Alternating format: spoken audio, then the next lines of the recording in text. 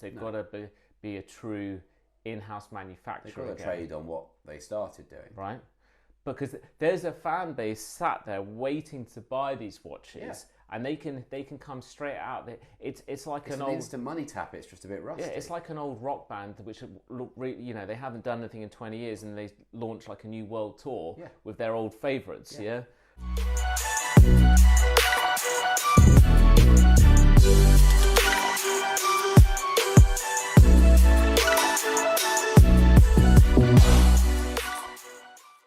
What is up, YouTube? It's James from Robin Henry Watches. Merry Christmas. Is it past Christmas? I don't know. Actually, we just spoke about it. I've just forgotten. Yeah, it'll be just before Christmas. Oh, okay. Hopefully.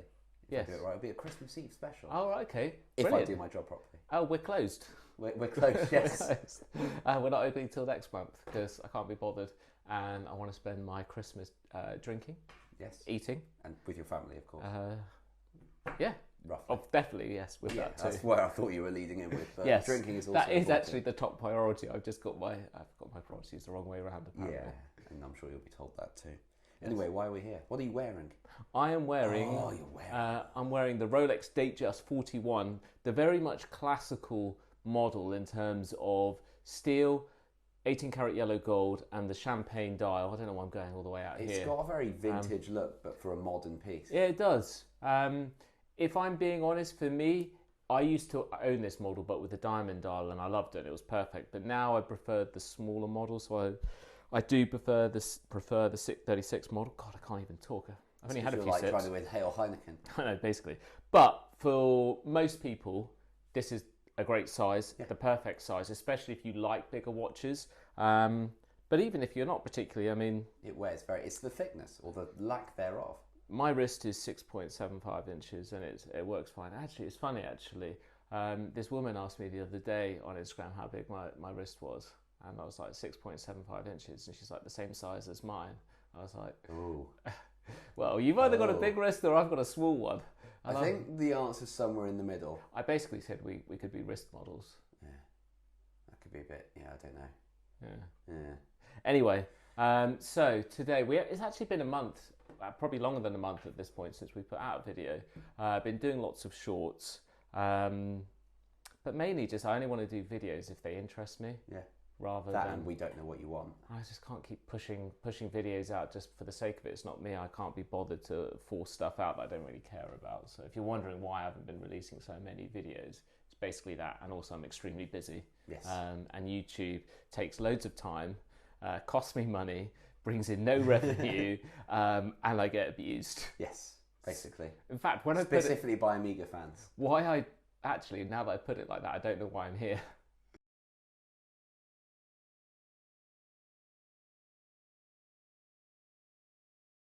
Anyway, why are we here? The big news of the So the big news, week. which is now like out of date a little bit anyway, is Breitling has bought Universal Geneve. Who are they? I hear from the back. Well, so here's the thing. Most people, even in the watch community, would be like, Universal Geneve is still around. Yeah. Yes, it is still around. Not as they were. So Universal Geneve was a very highly respected watchmaker, especially for their movements, notably around the 40s, the tri-compacts, also well loved for the pole router, which is, by vintage enthusiasts, it's a well-loved brand, and we love Universal Geneve. Well, the endorsements as well. I mean, even Patek was supporting them at one point.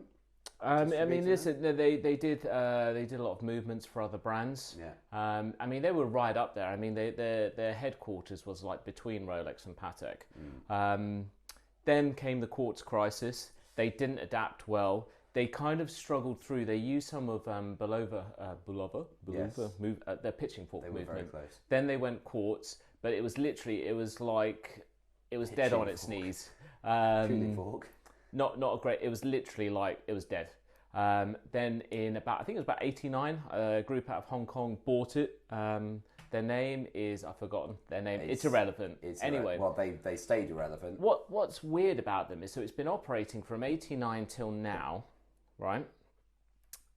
They've still been making watches that whole time, but it's just like the weird thing is they haven't seemed to want to do anything with it, because they still make, in terms of how normal people look at it. Expensive watches, but they are nothing like the old Universal Geneve. They're nothing that watch collectors would pick up, but they haven't seemed to really care because they haven't gone back to their rich kind of history. Allegedly, they're kind of big in Asia, but they don't really care about the rest of the world. And more alleged rumours are that many groups have tried to buy Universal Geneve before, and the dudes in Hong Kong have just been like, nah. It makes you wonder whether they bought them purely with the intention, a bit like buying, a Daytona at list and then sticking it as safe for a few years to see if. It's a long time to hold on to it, since 1989. Yeah, long enough to make everyone be like, oh, this could actually be a thing now because no one's touched it for ages. Big comeback story. Pamela Anderson was hot in the 80s. She ain't now. That's a long time to wait. But that's a poor analogy because she's aged. Universal has not. They've been like stuck in cryo freeze and just. No, I would say the value of it has gone down over that time, but I think now is a great time to bring it back. So they've reported it. I can't even find the bit here because you know how well I research my videos. I think they bought it for about $70 million. You can actually go US dollars. There is the filing. You can find the filing online of the actual sale. So Breitling has been the ones to bring it back. So where's Breitling at? So George Kern, after screwing up IWC, I'm not a big fan of him, to be honest. However, give me time, let me finish before everyone jumps down my throat. Moved over to Breitling in 2017. Yeah. So it's owned by an asset company called Partners Group. Now, they own that actual kind of private investment firm only started in the late 90s, so it's quite young. But Breitling only represents about 3% of their overall assets. So However, they represent a very large proportion of Breitling. So they're the majority owners. I believe George Kern's got a stake in it, some other guys, but basically Partners Group own all of it. I'm trying to find it on here, but I can't. Anyway, so really Breitling, so how do they grow Breitling? So Breitling has allegedly grown, they've doubled their sales to nearly $1 billion a year. I think it's around 800 million, but closing in on $1 billion a year. So Kern has done a financially successful job. There are some bits of what I like he did with Breitling. The best thing that he's done with Breitling, which loads of manufacturers need to listen to, Amiga, Q, start listening and get your notepad out, is he compacted down their SKU range of Breitling, which was absolutely insane. And their price points. So they went land, air, sea, and then another range of land, air and sea all combined. Right, okay, yeah, get you now. So, he's got the Navitimer, the Super Ocean, the Transocean, and the Chronomat. Yes. And I think he did the right thing with that because there's so many brands, like Long Machines is another one. Yeah. Their catalogue, like, oh my God, it's like the Old and the New Testament combined, but worse. Encyclopedia Britannica. So I think he did a great job there.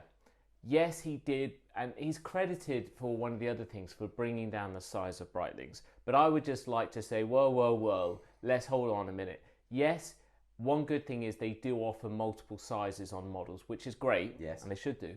But I'm sorry, but their smallest size is 42 millimeter. Yeah, not good enough. No, people don't want that. The market has shown that people want 38s, 40. 38's the sweet spot. I think going from 38 to 42 would be better. And if you want to make a triple XL size 44, then or 46s as they do, my God. No, the nicest way possible. Replicate the Rolex sizing.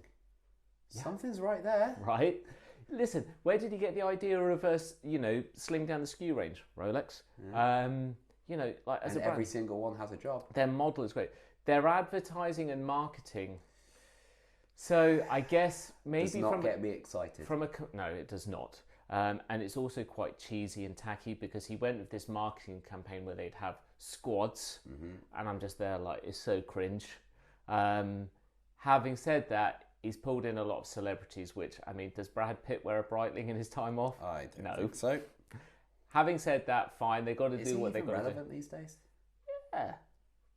What's he done most recently that you can think of, other than the Deadpool movie? Promoting, unofficially, Vacheron 222s. Yes. Well, there's your answer. Right. Anyway, so... and to be fair, he's rolled out a lot of boutiques worldwide, and they're kind of cool. Listen, I actually want to like Breitling. What am I gonna buy and wear? I'd literally have to buy, no joke, the ladies' models. Yeah. to be comfortable wearing something that size. I like the Super Ocean Heritage, but still at 40, on I the really mesh like the breakers. Navatime with the But at vintage 42 millimeters, I mean, the thing's a tank. Yeah. I mean, Tudor has been able to get their Black Bay range all the way down to the 54, 37 millimeters. Why can't he do it? Yeah. And then I think he'd have a whole new fans. Anyway, I'm going way off here. I guess for all my rambling, are they the right people to take it on? Potentially yes, because I don't know how much further they can take Breitling in its growth. It's now back in the top 10 because for a long time it was not in the top 10 of Swiss brands by sales and exports. Which is nice to see it that they seem to get out of discounting. They have taken it further, yeah. They have got a history of, they lean heavily on heritage, Breitling, because what else are they going to do? He hasn't innovated any real kind of new models. I mean, people want to scream something out, but you still got the Navatime, a Super Ocean, a Transocean Chronomat, but nothing there's new. I like the new, when they bought the Chronomat out a few years ago, I like the, going back to the old Scott, but it's all old, it's not new. Yeah. But anyway. But that's fine. So are they the right people? Potentially, yes. There'd be a lot of worse options out there. Well, if you compare it to the last attempt at relaunching where they totally failed and missed the mark, they can only do better, right? I mean, commercially, they did hit the mark if he's doubled the sales. No, I'm talking about Universal. Oh, yeah, but I don't think those guys even cared for some reason. Yeah. So what are their plans? Well, first of all, let's be clear, no one knows. They've been ambiguous. They said it's going to be a labour of love. It's going to take years. Yes, it will. I guess there's absolutely no way that I could see commercially that they would invest all them like 70 million, which is quite cheap in terms and then these run days. it as it is. And run as it is. That's not going to happen. What they have to strike the balance is they can't turn it into a heritage model. Well, they can, but that would be stupid. I think what they're best to do is revisit things like the tri-compacts and make that a staple of their range. So they're going to have a tri-compacts range. Yes. They're going to have the pole router. Maybe there's some new lines as well, which I think there's got to be some new in there, but they're going to lean on that heavily. I think they're going to have to really, I don't think they can be getting away with sticking in crappy ETA or Solita movements. They've got to be a true in-house manufacturer. They've got to trade on what they started doing. Right. Because there's a fan base sat there waiting to buy these watches, and they can come straight out. It's like an old instant money tap. It's just a bit rusty. Yeah, it's like an old rock band which look, they haven't done anything in 20 years, and they launch like a new world tour with their old favourites. So they've got that to fall back on. But I think they would be foolish to just be a heritage brand, and I don't think they will. I think Breitling has modernised over the last few years. I guess one thing which is kind of a shame is that it's really just private equity owned business. So really, all it really is. I know they'll talk about this and that, but all it's about is pumping the money. All they need to do is basically do a Tudor. Yeah. Take honour the heritage and where they've come from, but bring all the modern learnings and perhaps some of their newer design elements and just kind of. Yeah, they can use new materials. Blah blah blah blah blah blah. I mean, I don't even know where the Universal Geneve watches are made anymore. Think about the pole router. Imagine if it was invented in 2022. That's what they need to bring out, whatever that is. Yeah. Am I right that Gerald Genter, when he was really young, designed that watch? I'm pretty sure he did. It was either the pole router or the. No, he wouldn't. He would have been way too young. Maybe. I think it was the pole router. He definitely had a hand. There's some great kind of design language there. They've got to modernise. It is going to take years because they're going to have to. They're going to run the brands, I believe, separately. Yep. Which is also the right thing to do because hopefully they don't just get Breitling movements and chuck them over. Breitling x Universal Geneve. It'll be interesting to see, but it's going to take years to obviously do. What happens to Breitling in the meantime? Are they going to use like the Breitling management team to do Universal Geneve, which would make sense? It would make sense. I don't know if they will. That's a lot to risk.